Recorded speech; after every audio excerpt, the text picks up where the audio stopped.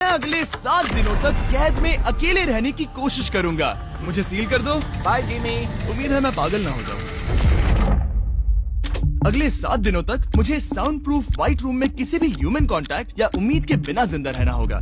और क्योंकि ये मानसिक रूप से खतरनाक है, इसीलिए एक डॉक्टर बाहर से ध्यान रखेंगे कि कहीं मैं पागल ना हो जाऊं। मैंने 23 साल पागलों के बीच काम किया है और ये उससे भी ज्यादा भयानक है। ऐसे रूम में 50 घंटे से ज्यादा रहना एक परमानेंट साइकोलॉजिकल डैमेज कर सकता है। और मैं यहाँ रहूंगा पूरे 168 घंटे। और ऐसा भी हो सकता है कि मैं अपना आपा खो दूं और एक ऐसे स्टेट में पहुंच जाऊं जिसे कहते हैं साइकोसिस।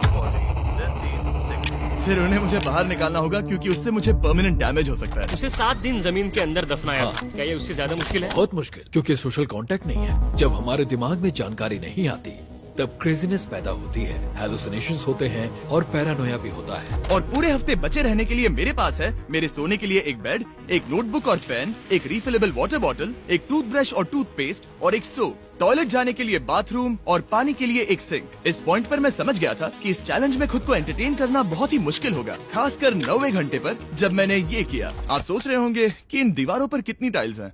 और सही जवाब है पूरी 1900। और अगर छत और फ्लोर को मिलाया जाए तो ये है पूरी 2860। पर सबसे ज्यादा जरूरी बात यह है कि मुझे जोरों से भूख लगी है, यानी खाने का वक्त है। अगर आप सोच रहे हैं कि मुझे खाना कैसे मिलेगा, तो यहाँ है एक कन्वेयर बेल्ट जो पूरी 100 फीट की दूरी तक फैला है, ताकि मुझे ह्यूमन इंटरैक्शन के बिना ही खाना मिल सके।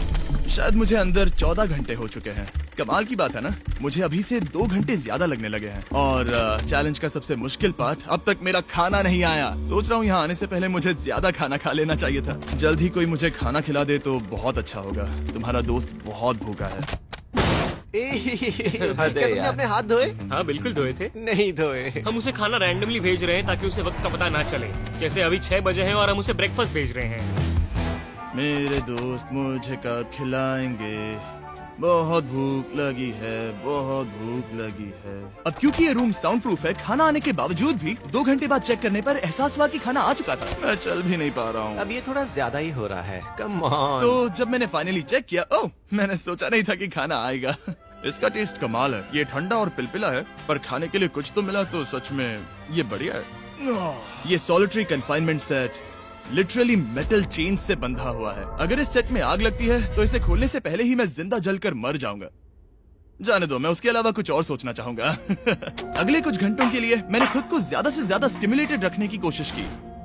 ओह, वो तो कमाल का था। उसके पास कुछ नहीं है, वक्त बिताए तो कैसे बिताए? अगर बेसिक स्टिमुलेशन में ही उसका ये हाल है तो मुझे नहीं लगता कि वो 7 दिन तक टिक पाएगा। दिलचस्प है कि जब आप किसी से सब कुछ ले लेते हो, तब एक आम सी मेटल प्लेट भी एक आईफोन जितनी मजेदार लगती है।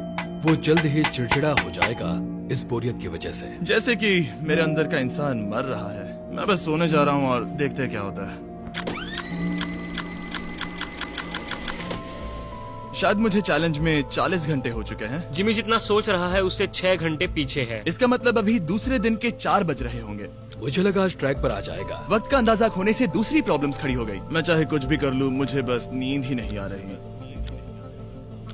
ये लाइट्स मेरे दिमाग पर बहुत असर कर रही हैं। शायद अगले 5 दिनों तक ऐसे ही पड़े रहना चाहिए। उसे नींद इसलिए नहीं आ रही क्योंकि उसे इसकी जरूरत नहीं है। वो बस सो कर वक्त बिताना चाहता है, पर उसे कुछ ऐसा करना चाहिए जो कि जागते हुए